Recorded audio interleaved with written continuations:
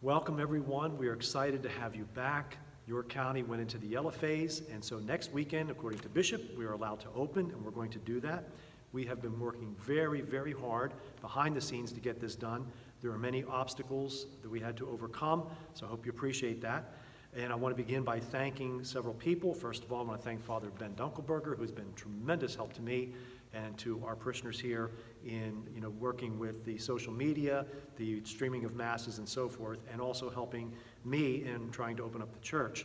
I want to also thank our parish staff who have been very helpful.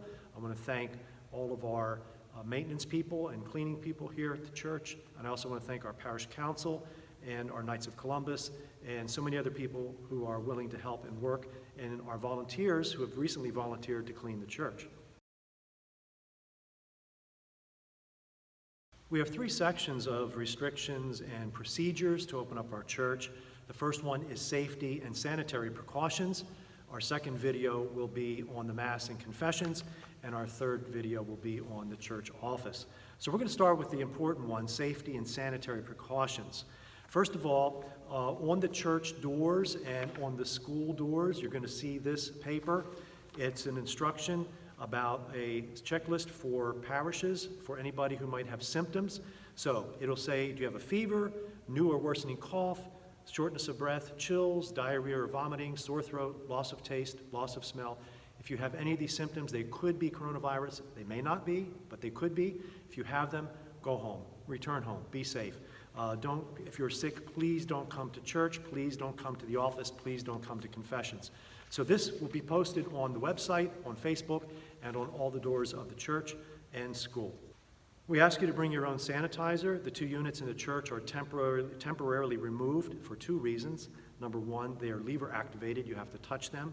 And number 2, they were not alcohol-based, and the refills for them we cannot get in alcohol-based sanitizer. So we ordered 2 new dispensers, which are motion-operated and are alcohol sanitizer filled. However, they are in back order, and we don't know when they're coming in. We ordered them a long time ago, but because businesses have been closed and supply chains have been closed throughout this coronavirus, many of these sanitizing items are hard to get. So we ask you, bring your own sanitizer to the church.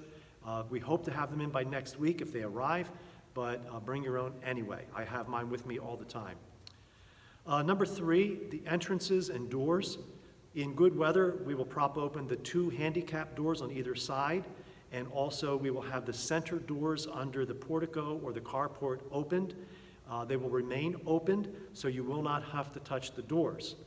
In bad weather, we will have greeters opening the doors for you. They will be the only ones opening the doors, so you don't have to touch them. However, we do live in an imperfect world, and there will be times when greeters or ushers cannot be here. They will be sick, or they may be away, and we could not get a substitute, so you may have to open the doors yourself. If you do, just open the door and then use the sanitizers, hopefully that will be here, or your own sanitizer after you open the door. Number 4, all parishioners must wear masks in the church and in the office. Number 5, all missals and books have been removed from the church. We will have liturgy aids for the next 3 weeks, and then after that, the music will be printed in the bulletin. So ushers will sanitize their hands and distribute to you either the liturgy aid or the bulletin. You will take it and use it for Mass, and after Mass you will take it home. Do not leave it in the pews. Do not put it back on the table because you have touched it. So take it home. If you do not want it, you may throw it out at home. All literature has been temporarily removed also in the atrium, and also too, no lighting of candles. But if you do want a 7-day vigil light lit, call the office and we will be glad to do that for you. Lastly, all pews, door handles, panic bars, and bathroom doors must be and will be cleaned after every Mass. This is our greatest challenge because we have a large parish, a large church, and we also have cushioned seats and cushioned kneelers, and that poses its own problem. If we had all wood pews or kneelers, it would be much easier. Whether we use soapy water or suds or liquid detergents or sprays, this causes a few major concerns for our pews. They must be dried before the next Mass. That is impossible on Sundays. Also, they will build up with soap or detergents or other chemicals which will destroy our fabric. And eventually, moisture will be trapped in the cushions, and then we will begin the growth of mold, and we do not want that to happen. So our solution is this. We have carpeting protective sheets that will go down over the pews. They are tacky, they will not slide off. I know it might look a little weird to sit on those, but we can clean them very, very easily and not damage our pews. So those strips are going to be placed down on every third pew. We must seat people every third pew so that there is safety and distance. And so pews will be three apart, and this will make it not only easier to clean, but also it will bring about our safety. Number two, no kneelers will be used during this time. We are not going to cover the kneelers, the cushions, so we ask you not to use the kneelers. We have about 26 volunteers to clean, and I really appreciate their efforts and their stepping forward to do this for our parish. They will use a soap-based spray to clean all the wood surfaces of the pews, the doors, and the bathroom doors as well, including the pew covers that we put down on the cushions. So I want to thank them, and they will be doing this after every Mass. So those are all the basics of the safety and sanitary precautions. We ask you to follow them, to follow the ushers' directions as well, and directions of the greeters, because we need to do this. If we don't do this, I have to close the church down to Masses, and we don't want to do that. So please be cooperative, and please use charity when you are here. And I know you will, because we have a great parish. Thank you. Part two, Mass and Confessions. First of all, we worked very hard to open the church for all of you, and we had this parameter in mind. We wanted to open the church for as many people as possible. And why I say that is because we have people in lots of different places. What do I mean by that? Number one, we have people at high risk for COVID-19 virus. We also have people at low risk. We also have people who have high levels of fear and low levels of fear, which have nothing to do with high risk or low risk. So we have people in every different kind of place. So we're trying to open the church for all of you. High risk or low risk for COVID, high fear or low fear for the COVID virus. So it's not perfect, but I think it's the best we can do. So number one, if you are sick, please don't come to Mass, please don't come to confessions, please don't come to the office. Number two, weekend Masses. We're starting with 2, 5 o'clock Saturday p.m. and then 9 o'clock Sunday morning. One weekday Mass, 9 o'clock a.m. Both weekend Masses will continue to be streamed for all of you. The doors to the church will be open 1/2 hour before the Masses, and we're doing this so that our ushers and our greeters can be in place. So we ask for your patience with this. If you want to wait in the car, you may. If it's a nice day and when you want to wait outside, you may. But we are doing this so that when you come in, it'll be an orderly way to arrive at the church, and the ushers will be able to seat you and the greeters will be able to assist you. Number 3, all parishioners must wear a mask in the church. Number 4, we will seat you by sections. There are 6 sections of pews. They are numbered. And so, for example, on Saturday night, we might use section 1 and 3. If we have an overflow, we might use section 5. On Sunday morning for the 9 o'clock, we will use the opposite sections, maybe 2 and 4, and if we need overflow, we'll go to number 6. This does 2 things. It makes it much easier for our volunteers to clean. They don't have to clean the whole church. They will only clean the sections of pews that you sit in. And number 2, it makes it safer for everybody because no people will be sitting in the same sections for the next Mass. So we ask you to follow the usher's instructions. Please sit in the sections we ask you to, because it will make it easier for communion, make it easier for cleaning, and make it better for our safety. When you arrive at the church, you will not be allowed to choose the section or the pew you sit in. The ushers will direct you in an orderly way. They will seat you from the front of the church towards the back. And for Holy Communion, we again ask you to follow the usher's instructions. They will dismiss you for communion from the back seats towards the front, section by section. So we ask you to follow the usher's instructions so that we will have a smooth and orderly flow of traffic. Thank you. Number 5, we must keep social distancing even at Mass. Family groups from the same household may sit together, and you do not have to separate by 6 feet. Otherwise, all other people must sit 6 feet from one another. No one may sit or stand in the choir area because our choir is going to be limited. They are also limited to social distancing in the choir, so we will not have a full choir. So no one will be allowed to sit or stand in the choir area, and no one will be able to sit or stand in the atrium, because the atrium will be used for celebration of Holy Communion and also as an overflow place for confessions if the weather is bad outside. Now, mothers with fussy children, if that happens, you are free to go out into the atrium and then come back in when the children are settled down. But the ushers will restrict anyone else from going out into the atrium. Number 7, we ask you not to use the kneelers. As I mentioned in section 1, we're not going to cover those cushions. It's a lot of work and extra work for our volunteers, and they have done this and will do this for you. So we're trying to make it easy on them. You may stand or sit during the consecration, and I just remind you that standing is a very ancient and proper posture for the consecration. So if you can't stand, you may sit. If you insist on kneeling, you may do so, but we ask you to kneel on the floor. Do not use the kneelers. Do not touch the kneelers. Number 8, liturgy aids and bulletins will be given to you as you enter the church. The ushers will have their hands cleansed and handed to you. On the bulletin or in the music liturgy aid, you will have the music for the day. We ask you to take those home with you. Do not leave them in the pew. Do not put them back on the table because you have touched them. For communion, communion will be distributed after Mass, not during the Mass, but after the Mass. The priests, after Mass, will go directly to the sacristy. We will take off our vestments and our stole. We will sanitize our hands and wash our hands. We will put on our masks and come out to the communion stations.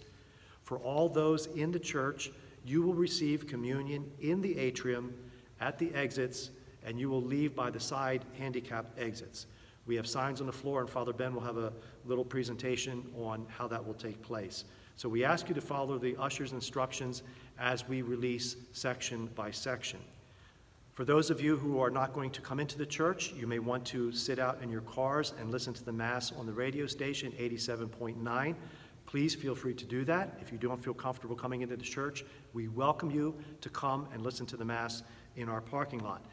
For you, you will receive communion outside under the carport or portico. So once the people in the church have received in the atrium, they will exit by the side handicapped entrances. All of you in your cars who are going to come to communion, we ask you to walk up under the portico. The bishop does not want us going car to car or reaching into cars, so we protect ourselves. And we can't have people driving up under the portico because we think there will be a lot of confusion and people might be driving the wrong way.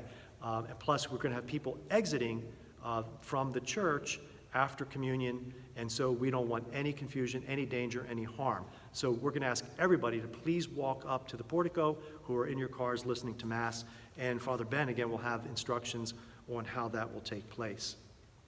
For those of you who will not be in Mass or who choose not to come and listen to the Mass in the car, but stream the Mass at home either Saturday night or Sunday, we're also offering an opportunity for receiving Holy Communion for all of you. After the Sunday Mass and communion is distributed inside the atrium and to those out in their cars, Father Ben and I will be available under the portico from 10 o'clock until 10:30. So you may drive to the church, walk up under the portico, and receive communion. So if you stream the Mass and are afraid to come to the church or even afraid to come and mingle with the cars in the parking lot, you may come anytime between 10 and 10:30, park in the parking lot, come up to the portico. We will wait there for you, and by that time, most of the crowds will have left. It'll be a lot freer and a lot more space and a lot more safety for you. For the reception of Holy Communion, we're going to ask you, if you possibly can, to receive in the hand. The reason is it is safer for us and safer for you. The bishop asked us to ask you that, if you would please do that. I know people have their preferences for reverence, and there are a number of you that receive on the tongue. And if you still insist on that, we're not going to stop you. That's your privilege.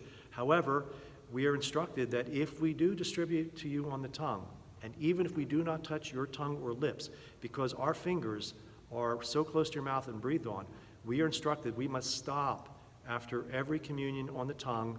We must wash our hands with soap and water and sanitizer, and then begin communion again. So we're going to ask you to, if you can, please receive on the hand. And, just to give you a little teaching here, that it's the original way communion was received. It is a reverent way to receive. When we get back to normal, you may receive as you normally do. And, the apostles received on the hand, and the earliest description of how to receive communion from the first century is to make a throne with your hand. And so communion was distributed on the hand all the way up until the Middle Ages. So anyway, we ask you, if you can, please do that. Also, because communion will be distributed after Mass, it will take a lot longer. So we just, again, ask for your patience and cooperation in the distribution of Holy Communion. Confessions, we will continue confessions, and they will open up this coming week. Saturday morning, our normal times, 8 until 8:45 a.m., and then Saturday afternoon, 3:30 until 4:30 p.m. Confessions will be held outside in good weather. One station will be out under the portico or carport, and one station will be out back in the lower parking lot by the Adoration Chapel. And once again, Father Ben will have a video on the logistics and how people will line up for confessions. If the weather is bad or severe, or the possibility of dangerous weather in the afternoon, such as thunderstorms, we will move the confessions inside. And once again, Father Ben has a diagram and instructions and logistics of how that will take place. When you come to the confessional station, there will be no kneelers or seats for the penitent. We do this because it'll move the confessions along. If we have seats or kneelers, we have to clean it after every penitent. We don't want to do that and hold up the lines. I will, or Father will, be sitting on a chair behind the screen. We ask you to please wear your mask. When you finish your confession, there will be a way to exit, and the next person may come up. When you come to confession, you're standing. If you are handicapped or have trouble in mobility, we ask you to call the parish, and we will, during the week, set up a time with you where you can either sit in a chair, or we can do it in some easy way for you.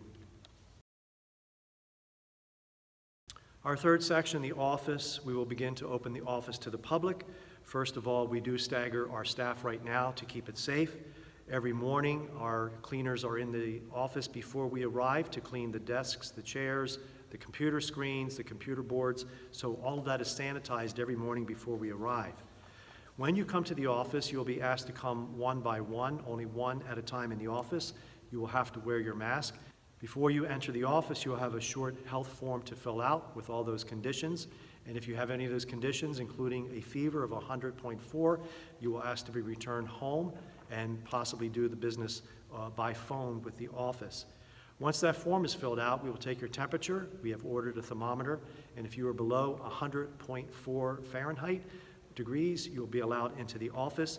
The office staff will be wearing masks, one at a time, and we are asking that no children come into the office during this period of time. And if you have business to do by phone, you can surely do it that way as well. So those are the restrictions for the office at this time. We thank you for your cooperation with everything. This is only temporary, and these things may change again real soon. So we're following what directives we have right now, the restrictions we are under right now, and we will keep you informed as we change things. So hopefully only a month or a month and a half in the yellow phase, and then move to the green phase, which will change things for us. So I again, and Father Ben, once again, thank you, first of all, for all your prayers and all your support for us during this time of the lockdown and the stay-home order. We thank you for your prayers for our parish. We thank you for your faith. We thank you for tuning in to our audio masses each day and for the streamed masses each weekend. And we thank you in advance for your cooperation in the opening of our church for Mass, confessions, and the office. May God bless us and keep us all safe. God bless you.